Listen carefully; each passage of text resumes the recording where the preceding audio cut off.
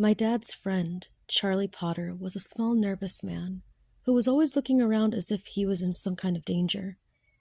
After he told me this story about his college fraternity, I understood why. "The frat doesn't exist anymore," he said. "It was banned years ago.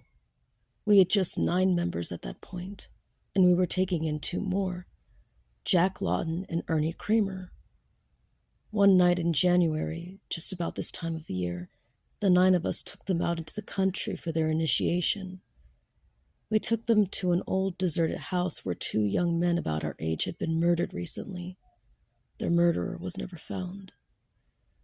We gave Jack a lighted candle and told him to go up to the 3rd floor. "Stay there for an hour," we told him, "then come back down. Don't speak, don't make any noise. If your candle goes out, carry on in the dark."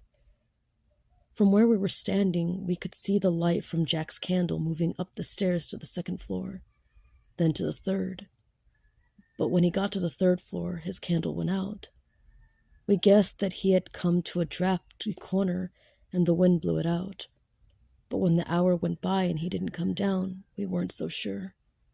We waited another 15 and got more and more nervous. So we sent Ernie Kramer up after him. When Ernie got to the 3rd floor, his candle also went out. We waited 10 minutes, 20 minutes, but there was no sign of either of them. "Come on down," we called, but they didn't answer. Finally, we decided to go there and get them. Armed with flashlights, we started up the stairs, and it was as quiet and dark as a grave in that house.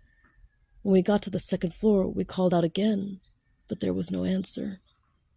When we got to the 3rd floor, we walked into a great big open space like an attic. Jack and Ernie weren't there, but we saw footprints in the dust. These led to a room on the other side of the attic. That room was also empty, but there was fresh blood on the floor, and the window was wide open. It was about 20 feet to the ground, but there was no ladder or rope in sight that they could have used to get down. We searched the rest of the house and the land around the house and found nothing. We decided that they were playing a trick on us. We figured that in some way they had escaped through the window and were hiding in the woods.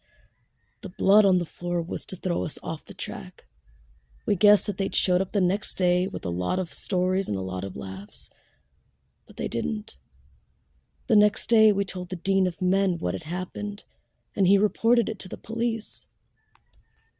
The police didn't find anything either, and after several weeks the search ended. Till this day, no one knows what happened to Jack Lawton and Ernie Kramer. "There isn't much more to tell," he said.